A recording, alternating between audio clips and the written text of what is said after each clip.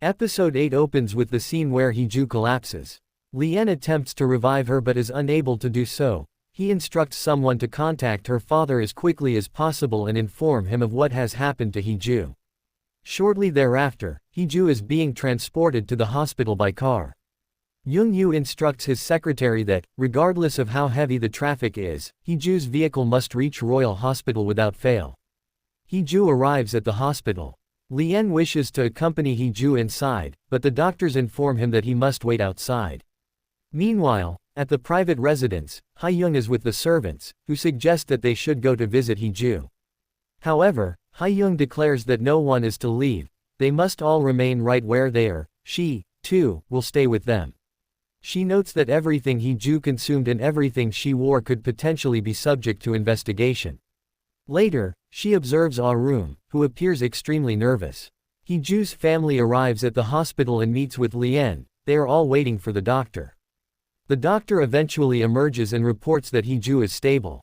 The DNA test results have come in. She was administered a toxic substance, specifically, a type of poison. While this substance is often used for medicinal purposes to benefit one's health, an overdose can be fatal. Indeed, for someone who consumes it on a daily basis, death is virtually inevitable. In Hui Ju's case, the dosage of this medication was excessive, yet she managed to survive. Now, they simply have to wait for Hui Ju to regain consciousness. Han-guk looks at Lee-en, slaps him, and sternly warns him not to let this matter slide. Lee-en replies, "Don't worry, I would never do that." A court lady also approaches Ah-room and informs her that Hui Ju was poisoned. Young-yu rushes into the hospital, shouting in distress. He confronts Lee-en and declares, "I knew you wouldn't be able to protect her. It hadn't even been a full day since she became your wife, yet you couldn't even save her. Lee-en tells you that you must conduct a thorough investigation of the palace. You are required to initiate a public inquiry. Hold a press conference regarding this matter." In the next scene, we see Young-woo approaching Ah-room to discuss the public investigation. However, Ah-room insists that such a thing is impossible. She does not want the police entering the premises. Young-woo counters that it is inevitable, as Lee-en has given the order. Ah-room retorts that Lee-en is not the king. Young-woo acknowledges this but points out that Lee-en serves as the regent and, as such, possesses the authority to make decisions on the king's behalf. Ah-room is compelled to comply with his directive. In the following scene, Young-woo holds the press conference, announcing that an investigation into the palace affairs is about to commence. He declares that whoever is responsible for these events will not be spared. The police arrive at the private residence, where they confiscate various items and take the servants into custody. Later, they proceed to take statements from everyone, one by one. However, when Ah-room's turn comes, she appears extremely nervous, as usual, behaving as if she were guilty of some wrongdoing. We then see Hui Ju's brother and sister-in-law, who have been waiting for her to regain consciousness. Choi is also present and asks the couple what exactly they are doing there. They explain that their father instructed them to stay at the residence so they could keep an eye on Hui Ju. Just then, they receive word that Hui Ju has regained consciousness. Subsequently, this news spreads far and wide. We then see Lee-en gazing at a photograph of his father. He recalls a scene from the past, one we have witnessed previously, in which he had donned his brother's royal robes. However, the king, his father, slapped him across the face and sternly declared, "You can never do this. You have no right whatsoever to act in this manner." Back in the present, Lee-en murmurs, "You never allowed me to be greedy. Is this the reason you are doing all this to me, because I am becoming greedy in my desire to possess Hui Ju?" Just then, Jin-suk comes running up to him and announces that Hui Ju has regained consciousness. Lee-en immediately rushes away from the scene at full speed. He arrives at the hospital, sees Hui Ju, and immediately pulls her into a hug. Hui Ju's family members had stepped out of the room. Hui Ju looks at Lee-en and asks, "Why are you crying?" Lee-en replies, "I was terrified. I thought you were going to die, that I would lose you. But you're okay." He then holds her in a tight embrace. Hui Ju, in turn, offers him comfort. At that moment, Young-woo arrives with the police and tells Lee-en, "Everyone has been questioned, but there is one person left." Lee-en responds, "I know who that is. I'll come along with you." That person turns out to be Lee-en himself. In the next scene, we see Lee-en giving his statement. The police officer says to Lien, "We reviewed your medical records. The doctor mentioned a certain poison, one that is taken in the form of medication. You take it occasionally." Lien confirms, "Yes, that is true.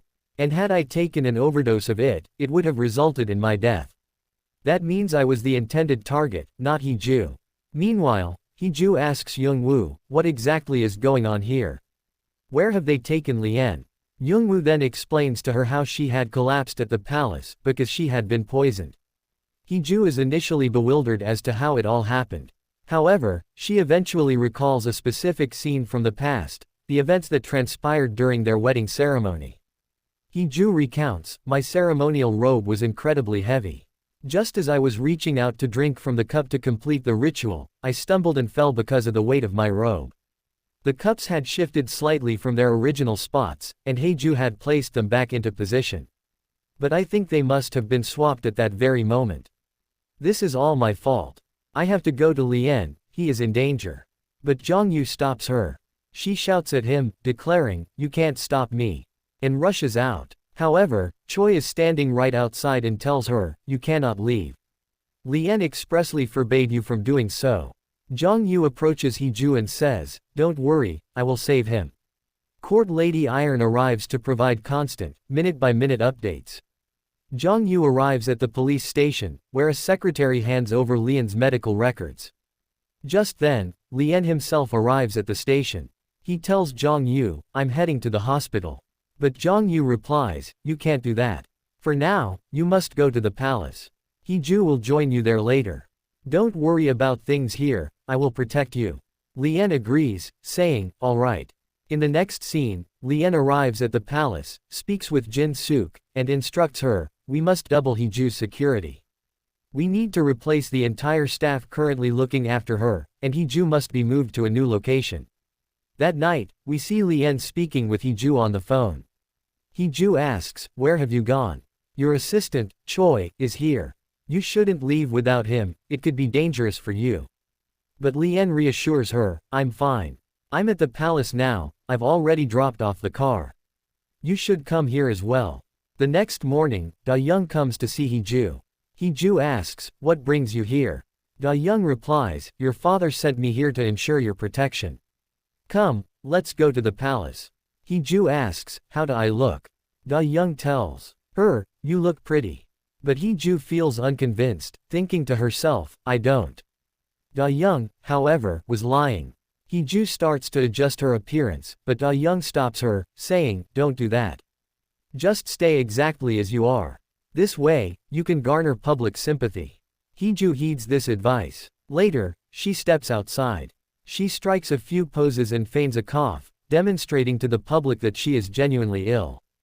Hui Ju's PR team handles everything else required to elicit a response from the public. In the next scene, Hui Ju arrives at the palace. She encounters Irene, who immediately inquires about her well-being. Hui Ju replies, "I'm fine." Irene says, "Don't worry, from today on, your care and safety are my responsibility." Hui Ju offers no verbal response and enters the palace. Inside, Lien is speaking with his lawyer. The lawyer informs him that Irene has requested to take charge of Hui Ju's care. However, Lien states, "I reject her request." Upon entering the palace, Hui Ju first meets with Lien. Lien asks, "Are you all right?" Hui Ju answers, "Yes." Lien mentions that the police had visited the palace earlier to conduct an investigation. Hui Ju remarks, "I know. They were checking to see if I had fallen ill naturally or if someone had deliberately caused it." Choi chimes in, "Yes, they were questioning everyone. They even questioned the cat." Lien retorts, "Are you an idiot? The cat can't even speak." Everyone subsequently bursts into laughter. Just then, Lien arrives on the scene and spots Hui Ju. Hui Ju approaches him and asks, "Are you all right?" He looks at her and smiles. We then see Ha-young arriving at the palace. She is wearing a necklace. Choi notices the necklace and remarks, "So, you have now officially become Lien's assistant." Later, she turns to Da-young and says, "You've been a great help to Hui Ju. Thank you for that." We cut back to Hui Ju and Lien, who are together in a room. However, Hui Ju is also scheduled to undergo a medical examination. Therefore, Hui Ju is hooked up to a monitor, with a doctor standing close by. Lee-en is speaking to Jin-sook, explaining exactly how she must look after Hee-ju. Hee-ju is listening to all of this as well. Lee-en suddenly steps right up to her and asks, "Do you need anything? Are you alright?" But Hee-ju, looking at him, says, "I want to be alone with you for a little while. I want to talk to you." Lee-en then asks everyone else to leave the room. In the next scene, we see Hee-ju lying down. Lee-en looks at her and asks, "Is this the reason you asked everyone to leave?" Hee-ju replies, "What was my title before, and what has it become now? Perhaps I need to be even more careful from now on." Lee-en says, "Don't worry, your security will be doubled." But Hee-ju counters, "Don't worry about my security, worry about yours. I know that you are the one who needs protection, not me, because you were the target." Lee-en says, "Yes, I know, and knowing that actually makes me feel good. I'll have to thank heaven for it, because it means you were spared, and that is all that matters to me." Hee-ju looks at him, playfully throws a pillow at him, and says, "How can you say something like that? What if something happens to you?" She throws the pillow again and adds, "If something happens to you, I won't be able to divorce you." Lee-en laughs and says, "All right, I understand what you mean." He then gently helps her lie down, urges her to rest, and reminds her, "You are a royal now." Hee-ju asks, "So what if I'm a royal? If a royal is targeted, does that mean they shouldn't fight back?" Lee-en replies, "Yes, you can. Use your royal powers." Meanwhile, a court lady approaches Lady Iron. She informs her that her request has been rejected, she will no longer be permitted to look after Hee-ju. Later, Lady Iron speaks with Sang-won. She reveals that an investigation is currently underway within the palace. She advises him to stay away from the palace for a while. If they were to investigate him, it could potentially lead to a misunderstanding. Sang-won agrees. Secretary Young-woo approaches and hands over Hee-ju's forensic report, which confirms that Hee-ju was indeed poisoned. Just then, Aram arrives, looking nervous, as usual. We then see Choi and Ha-young, who are still working late into the night. Later that night, we see Hee-ju talking on the phone. Suddenly, Lee-en enters holding a showerhead. Hee-ju stares at him. Lee-en walks over to her and says, "It's our wedding night. Are you ready for this?" She simply continues to stare at him. Meanwhile, we see Choi leading Ha-young to her room, as she was unfamiliar with the layout of the palace. Ha-young remarks, "You seem to know everyone here. You know exactly where everything is, which room is where. How long have you been working here?" He replies, "I suppose I first came here when I was about 5 or 6 years old. To be honest, I'm an orphan. My parents abandoned me right in front of this private residence. However, I'm grateful to them, because thanks to them, I ended up in a place like this." Ha-young apologizes, saying, "I'm so sorry for asking that." He assures her, "It's quite alright, I'm fine." Later that night, we see Hee-ju and Lee-en lying in bed together. Hee-ju tells him, "You should go sleep on the sofa." But Lee-en refuses, saying, "I'm not going anywhere, you go." Hee-ju retorts, "How can I go? I'm a patient." She then places a pillow between herself and Lee-en, but Lee-en doesn't follow suit. Instead, he tosses the pillow aside and pulls Hee-ju close. He pulls her close and says, "I don't want anyone to find out that we slept apart on our wedding night." Hee-ju asks him, "Can I step away from the monitor? I want to take this thing off." But Lee-en tells her not to, saying, "Don't do that, I like the sound it makes. It's proof that you're alive." Hee-ju leans in very close to him, gazes at his face, and then kisses him. He looks back at her. Hee-ju immediately covers her face, feeling shy. Lee-en then kisses her on the forehead and pulls her even closer to him. In the next scene, we see Hee-ju attending to her royal duties in the palace, assisted by Choi. Hee-ju exclaims, "Where is Ha-young?" Choi replies, "I already told you, she is no longer your Ha-young. She works with Lee-en now. You are currently handling royal affairs, so you need an experienced assistant, and that would be me."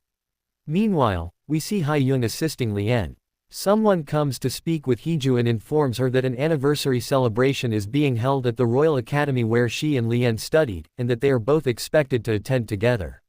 He also mentions their rankings, noting that Lee-en is currently ranked number 1, while she is ranked number 2. Hee-ju gets ready for the event. Later, Lee-en arrives and asks, "Are you ready?" Hee-ju looks at him and remarks, "What on earth are you wearing?" Go put on some proper clothes, you don't look presentable. She then walks away. Lee-en turns to Ha-young and asks, don't I look handsome? Ha-young replies, perhaps she's lost her mind. You look fine to me.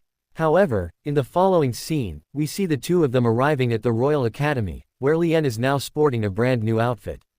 They step out before the public and strike a few poses. However, Hee-ju is taking her time. Lee-en asks, aren't you going inside? She then takes hold of his arm, and the two enter together. Hee-ju steps onto the stage, where she delivers a speech to the many children gathered before her. Meanwhile, back at the palace, a court lady approaches Lady Iron. She presents a notice and reports that a certain event has transpired, one that is bound to cause them trouble. We also see the students, all of whom receive a message on their phones. Upon seeing it, they become extremely nervous. We then see Lee-en, who is also looking at the news. The revelation that Hee-ju and Lee-en have entered into a contract marriage set to end in divorce after 3 years. Suddenly, the media storms in and begins bombarding Hee-ju with questions regarding the contract. Hee-ju is left at a loss for words and becomes incredibly flustered. Just then, Lee-en steps up to Hee-ju and tells her, just keep looking at me. He then takes her hand and leads her away, and with that, the episode comes to an end. So guys, we'll see you in episode 9, until then, bye.